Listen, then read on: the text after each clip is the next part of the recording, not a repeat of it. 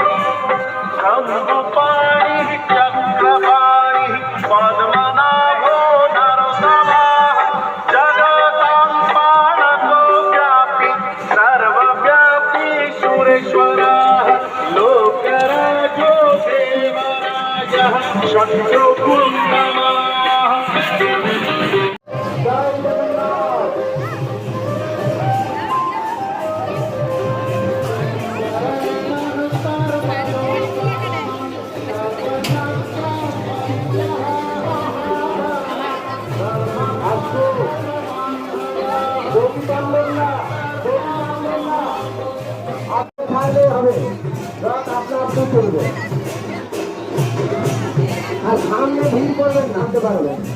ভগবানই আপনাকে টানবে, হৃদয় দিয়ে টানতে হবে।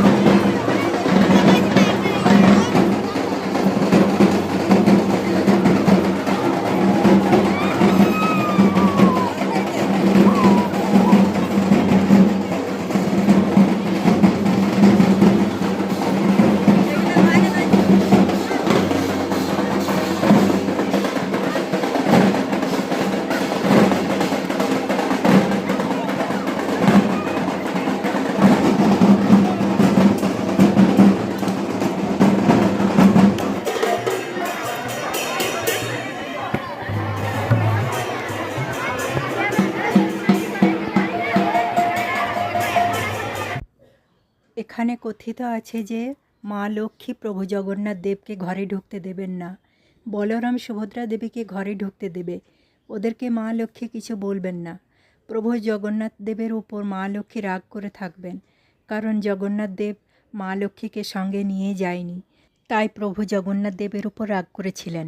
মা লক্ষ্মী বলরাম ও সুভদ্রা দেবীকে ঘরে ঢুকতে দিয়ে দরজা বন্ধ করে দিয়েছিলেন।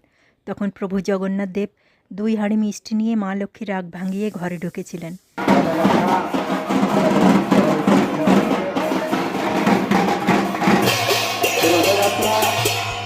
প্রথমে বলরামকে ঘরে নিয়ে যাচ্ছে।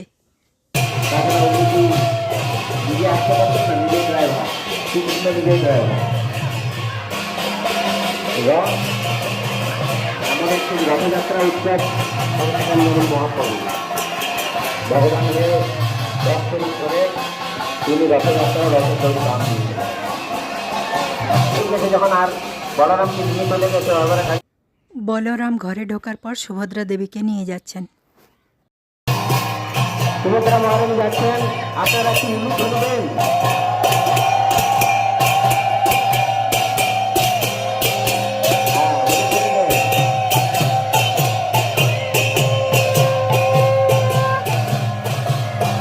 সুভদ্রা মহারানী আপনাদের কাছে এই জগন্নাথের প্রসাদ এনে দিয়েছিলেন। সুভদ্রা দেবী ঘরে ঢোকার পর মা লক্ষ্মী দরজা বন্ধ করে দিয়েছেন। এবার মিষ্টি নিয়ে যাচ্ছেন। আমাদের এখানে প্রত্যেকটা নিয়ম খুব সুন্দরভাবে পালন করা হয়। এবার প্রভু জগন্নাথ দেব যাচ্ছেন। মা লক্ষ্মী রাগ ভাঙিয়ে মন্দিরে প্রবেশ করলেন। জয় জগন্নাথ।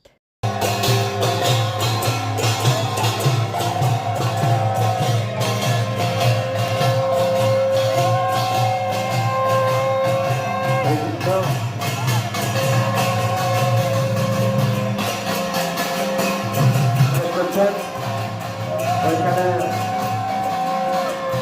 এখন মা লক্ষ্মী দাঁড়িয়ে আছেন, সবাই ভগবানকে নেড়ে দিয়ে সেই জন্য ভগবানের ওই লীলা দেখতে পাবেন আপনারা। মা লক্ষ্মী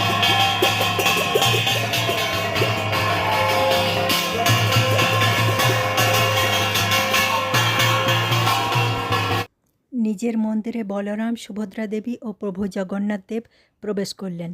জয় জগন্নাথ। আমার ভিডিওটি যদি ভালো লাগে একটা লাইক দিয়ে পাশে থেকো। আবার দেখা হচ্ছে নতুন একটা ভিডিওর সঙ্গে।